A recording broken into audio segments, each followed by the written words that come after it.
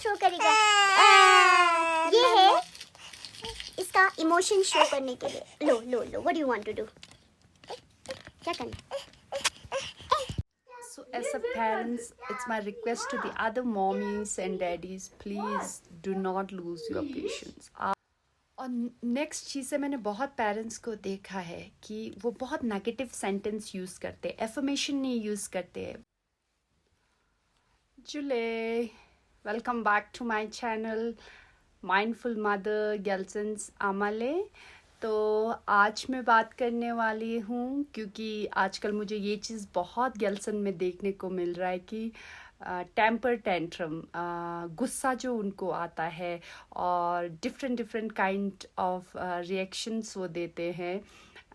तो बेसिकली इस वीडियो में मैं बात करने वाली हूँ बच्चों को गुस्सा क्यों आता है कुछ सर्टन एज में, जैसे 1.5 to 3, एंड उसको हम एज अ मदर और एज अ पेरेंट्स कैसे उसको कंट्रोल किया जा सकता है। रिक्वेस्ट है जो भी कंसर्न पेरेंट्स है जिनके साथ सेम होता है कि बच्चे थोड़ा सा इमोशंस शो करना शुरू कर देते हैं, टेंट्रम्स या गुस्सा दिखाना शुरू कर देते हैं, तो पूरा वीडियो देखिएगा so that it might help you. 1.5 और 3 के बीच में जब उनको बहुत चीज़ें समझ में आने लगता है तो वो डिफरेंट काइंड ऑफ टेंट्रम्स या गुस्सा करते हैं।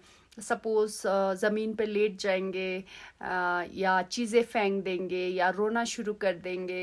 एंड मैंने ये भी सुना है कुछ बच्चे बेहोश भी हो जाता है। एंड गेल्सन के साथ तो ये है, वो बहुत नाटक करता है रोने के लिए।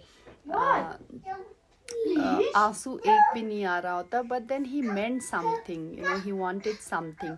तो डिफरेंट काइंड ऑफ साइंस और सिंबल्स होते हैं उनको, जैसे कुछ चीज़ें नहीं पसंद आता है, so which starts after 1.5 years in most of the kids. क्या आप लोगों ने कभी सुना है terrible 2? Why it is called a terrible 2? क्योंकि ये जो टेंट्रम्स का सबसे ज़्यादा शो होता है वो 1.5 और 2 के बीच में, when they are not able to communicate, but उनको वो चीज़ चाहिए, हम समझ नहीं पाते हैं। तो this is why it is called a terrible 2. So my dear fellow moms, all I want to say is this things, tantrum problem, गुस्सा आना, it's very normal. कई बच्चों में थोड़ा कम होता है, कईयों में बहुत ज़्यादा होता है। कुछ मॉम्स के लिए आई एम श्योर बहुत डिफ़िकल्ट होता होगा, मेरे लिए भी है। जब फर्स्ट टाइम गेल्सन कुछ डिफरेंट रिएक्शन करता है तो मुझे समझ में नहीं आता है और मैं बोलती ची नो ची व्हाट गेल्सन what, because even I am able to understand और मैं ही इरिटेट हो रही होती। इमेजिन अ चाइल्ड जिसको नहीं कम्युनिकेट करना आ रहा है, एंड सोचो वो बच्चा टेंट्रम थ्रो नहीं करेंगे तो क्या करेंगे। टेंट्रम थ्रो करने का भी रीज़न होता है, क्या है, why they are throwing the tantrums. पहली बात हो तो इमोशनल रीज़न। अब मैं गेल्सन की बात कर लूँ, I stay in a compound where I work, और मैं और वही होती हूँ, और he doesn't has any other people to, the elder people to play with and all. So when I go to village to my mom's place, तो वो नानी के घर जाके बहुत खुश होता है। There are so many things to explore and he is so happy. He doesn't want to come inside the house, he always want to remains outside, he plays with what not everything.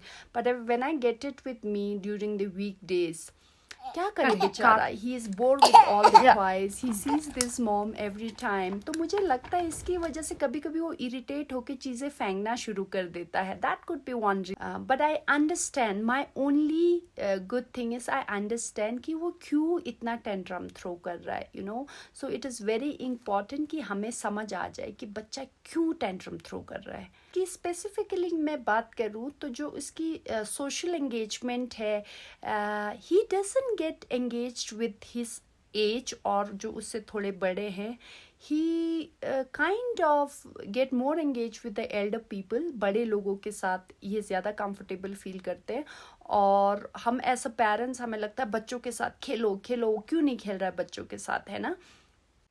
और मुझे लगता है as a parents we should understand, we should not force them to play with the people और the kids with whom they don't feel comfortable.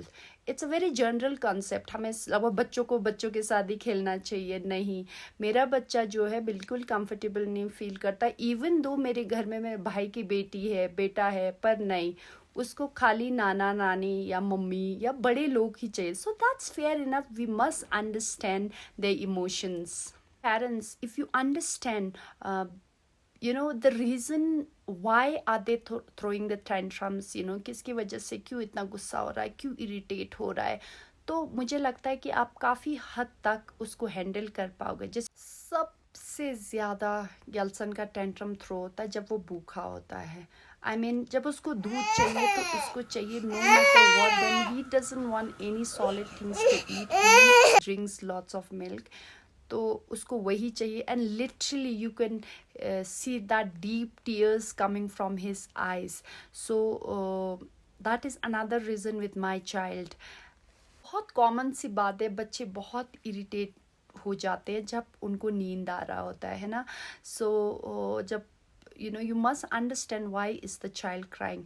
या तो ऐसा होता है हम उनके शेड्यूल में बहुत सारा चेंजेस करते हैं, तो तब वो लोग बहुत अनकंफर्टेबल होता है. So as a parents, if we want our life to be easy, then we must understand उनको क्या चाहिए, and then we should do accordingly. Parents, it's my request to the other mommies and daddies, please do not lose your patience. अगर आप ये ध्यान में रख लोगे, हम बड़े हैं और वो एक हमसे बहुत साल छोटा है, और अगर हम नहीं समझेंगे उनकी इमोशनल क्राइसिस को as a first care taker like parents, फिर कौन समझेंगे. और दूसरी चीज़, please parents, I request you all, जब बच्चा टेंट्रम थ्रो करता है ना, जब बच्चा गुस्सा होते हो, तो आप उससे और क्वेश्चन पूछ के और गुस्सा दिलाते हो. क्यों कर रहे हो, चिरक हाँ गुआ मेरा, you are not able to understand. आपको रियली लगता है अगर बच्चों के साथ उसी टाइम पे अगर आप ऐसे क्वेश्चंस पूछेंगे तो उनके दिमाग में जाएगा? बिल्कुल नहीं. उनका एनर्जी इतना हाई होता है. और मेरी रिक्वेस्ट है, please do not hit your child जब वो टेंट्रम थ्रो करते हैं, जब वो गुस्सा होते हैं. आप में और उनमें क्या फ़र्क है? कभी भी आप मारते हो बच्चों को, आप उसको टेम्परेरी टाइम के लिए आप डरा रहे हो, आप उनको परमानेंट सोल्यूशन नहीं दे रहे हो. तो और बहुत अजीब सी कहावत है लद्दाखी में, अगर मैं वर्ड टू वर्ड कन्वर्ट करूँ, hotter the stick hotter the T, it's better. Please, I do not believe in this is such horrible proverbs. पता नहीं किसने बनाया होगा, मगर आज के जनरेशन के लिए अगर आप ऐसे करेंगे, आई एम श्योर वो पलट के आपको एक लगा देंगे. तो प्लीज़ मारिएगा मत. That is a temporary solution, very temporary solution. And ऐसा एडल्ट, मुझे लगता है बड़े लोग भी बहुत एब्यूजिव होते हैं, बहुत लड़ते हैं. तो सोच लो, आपको ऐसे कोई मार दे तो आपको कैसे लगेगा, है ना. Everybody has their share of respect, and respect is something very fundamental and basic. तो प्लीज़ आप बिल्कुल नहीं मारिएगा अपने बच्चे को. और मुझे लगता है as a human, everybody goes through the emotional crisis, everybody goes through the conflict. तो थ्रू आउट द लाइफ हम अपने लेवल पे खुद उसको रिजॉल्व करते हैं कॉन्फ्लिक्ट को. So every child should know how to resolve the conflict, which पे हम ध्यान देते हैं. वी आर वेरी हैप्पी जब वो बोलते, वी आर वेरी हैप्पी बच्चा चलते हैं, है ना. बट मुझे नहीं लगता कभी भी ऐसा कोई पेरेंट, बहुत कम देखा है, आई वोंट से कोई ऐसा नहीं है जो इमोशनल लेवल पे बच्चों के लेवल पे काम करते हैं, जो उनको समझते हैं. सो पेरेंट्स, इमोशनल जो पार्ट है वो लाइफ में बहुत ज़रूरी है. सो that is one of the important expect of human life, जो कि एज अ पेरेंट्स हमें ध्यान देना है. उसको मिस हैंडल नहीं करना है. ये नहीं बोलना है कि तुम ओवर रिएक्ट कर रहे हो, ऐसा क्या हो गया, छोटी सी बात है, इतने में क्या कर रहे हो. और हमेशा बोलते जो होम है वो बेसिक इंस्टीट्यूशन है, तो इन सब चीज़ का टेंट्रम थ्रो करना, कॉन्फ्लिक्ट रिजॉल्व करना। और नेक्स्ट वीडियो है हम कैसे हैंडल करेंगे, है ना, how to handle the temper tantrum, जो बच्चे के गुस्सा है उसको कैसे हैंडल करना। आई थॉट वन गो में मैं रीज़न और हैंडल दोनों पार्ट वन गो में एक वीडियो में बना लूँगी, पर बहुत लंबा हो रहा है। Very soon I am going to upload the handling part of the temper tantrum, जो बच्चों की गुस्सा है उसको कैसे हम as a parents, as a adult handle कर सकते हैं। Till then I wish all the mommies get some help from their partner as well in order to bring the healthy child, Jule.